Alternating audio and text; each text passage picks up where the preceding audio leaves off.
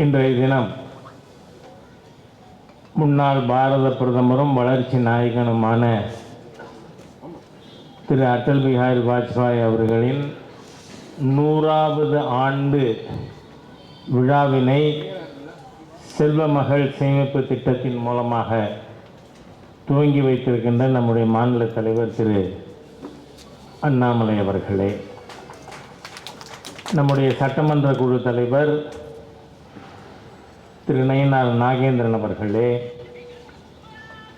முன்னாள் ஆளுநரும் பாரதிய ஜனதா கட்சியினுடைய முன்னாள் தலைவரும், தாமரை மலர்ந்தே தீரும்னா உடனே நமக்கு டாக்டர் தமிழிசையினுடைய பேர் ஞாபகத்துக்கு வரும்.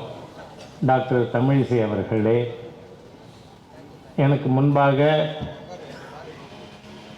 திரு அடல்ஜி அவர்களுடைய திருவுருவப் படத்தை திறந்து வைத்து அவருடைய அனுபவங்களை பகிர்ந்து கொண்டிருக்கின்ற என்னுடைய தகப்பனாரை விட 2 ஆண்டுகள் மூத்தவர் டாக்டர் ஹெச்வி ஹண்டே அவர்களே,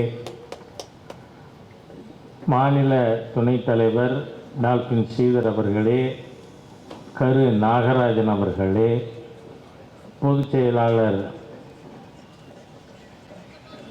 ஏபி முருகானந்தம் அவர்களே, மாவட்ட தலைவர் சாய் சத்யன் அவர்களே மற்றும் மேடையில் இருக்கின்ற பாரதிய ஜனதா கட்சியின் முன்னோடிகளே, என்னுடைய ஊனோடும் உயிரோடும் கலந்துவிட்ட எனது அருமை பாரதிய ஜனதா கட்சியின் செயல் வீரர்களே, உங்கள் அனைவருக்கும் என் இனிய காலை வணக்கங்களை தெரிவித்துக் கொள்கிறேன்.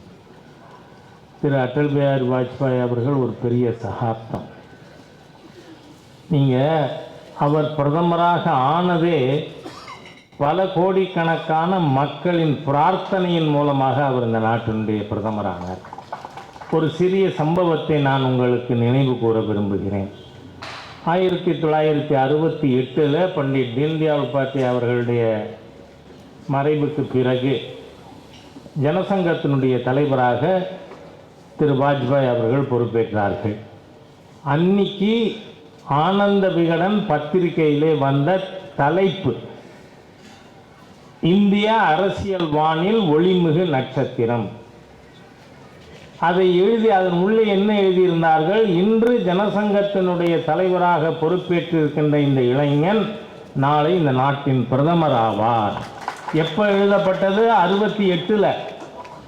ஆகவே அப்பையிலிருந்து மக்கள் மனதிலே வாஜ்பாய் அவர்கள் இந்த நாட்டிற்கு தலைமையேற்க வேண்டும் என்கின்ற எண்ணமானது மிக ஆழமாக பதியிருந்திருந்தது.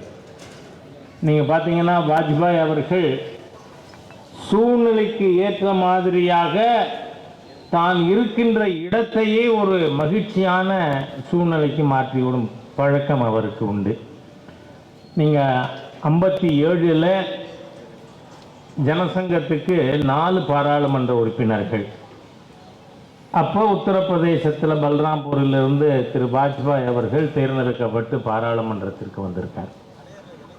அப்போ வைஸ் பிரசிடெண்டாக இருந்தது சர்வபள்ளி ராதாகிருஷ்ணன் அவர்கள்.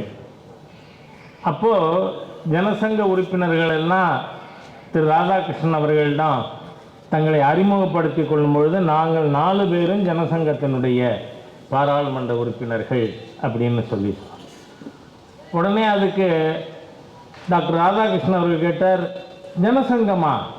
டாக்டர் முகர்ஜி அவர்களின் மறைவுக்கு பிறகு அந்த கட்சி மறைந்து விட்டதோ என்று எண்ணினோம். அப்போ உடனே அதுக்கு பதில் அளிக்கும் பொழுது அடல்ஜி சொல்கிறார், நாங்கள் கழுத்தையே வெட்டி விட்டாலும் வேழ முகத்தோடு மக்களுக்கு அருள்பாலிப்பவர்கள் கணேஷ்மூர்த்தி.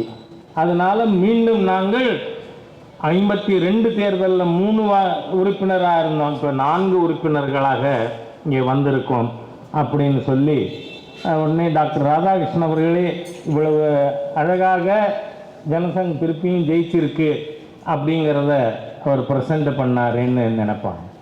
பொதுவாக வாஜ்பாய் அவர்களை அவரோட பெரிய பாக்கியம் தமிழ்நாட்டிற்கு வரும்பொழுதெல்லாம் ஒரு 25 ஆண்டுகள் அவரோடு பயணித்த ஒரு பாக்கியம் பெற்ற காரணத்தினால நீங்கள் வாஜ்பாய் அவர்கள் மென்மையானவர் அப்படி தான் எல்லாரும் நினைப்பாங்க. ஆனால் மிகப்பெரிய மன உறுதி கொண்டவர். நீங்கள் பார்த்தா பொக்ரான் அணு ஆயுத சோதனை அந்த பொக்ரான் அணு ஆயுத சோதனை செய்த உடனே அவர் சொன்னது, என் நாட்டு மக்களுடைய பாதுகாப்பை வேறு யாரோ ஒருவர் கையிலே விட்டுவிட நான் விரும்பவில்லை. ஆகவே அணு ஆயுதம் இப்பொழுது நாம் அணு ஆயுத வல்லரசாக இந்தியா வந்திருக்கிறது. we will not use it first. முதல்ல நாங்கள் அதை உபயோகப்படுத்த மாட்டோம். But to act as a deterrent, என் நாட்டு மக்களின் பாதுகாப்பிற்காக இந்த அணு ஆயுத சோதனையை செய்திருக்கிறேன் அப்படின்னு சொல்லி. நீங்கள் அதே மாதிரியாக பார்த்தா எல்லாரும் வாஜ்பாய் அவர்களை பற்றி பேசினா அணு ஆயுத சோதனையும் தங்க நாற்கரச்சாலையும் பேசாமல் இருக்க முடியாது.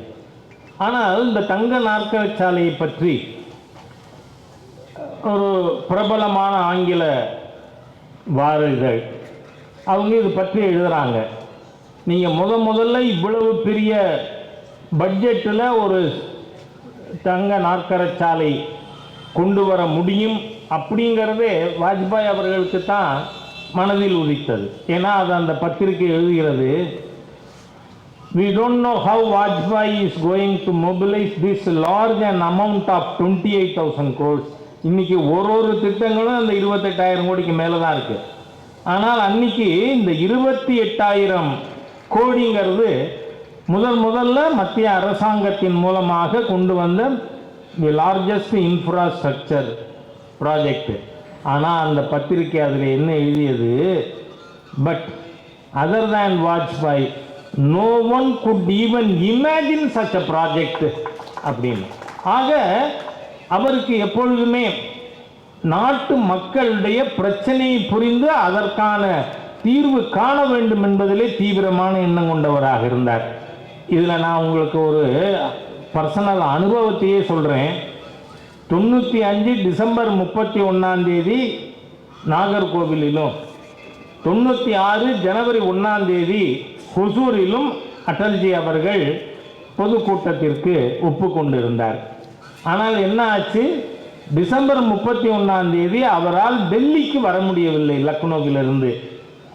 உடனே அவர் அத்வானிஜி அவர்கள்ட்ட, I don't want to disappoint the people of Tamil Nadu, ஏன்னா ரொம்ப நாளைக்கு அப்புறம் நான் அவங்களுக்கு ப்ரோக்ராம் கொடுத்துருக்கேன், அதனால் can you send some senior to தமிழ்நாடுன்னு.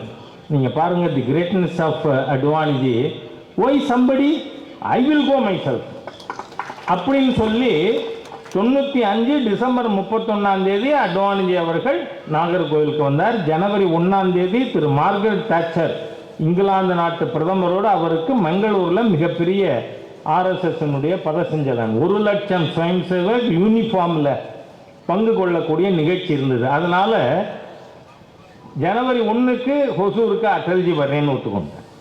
இந்த ரெண்டும் ஒப்புக்கொண்டவர் நாகர்கோவில் வர முடியவில்லை.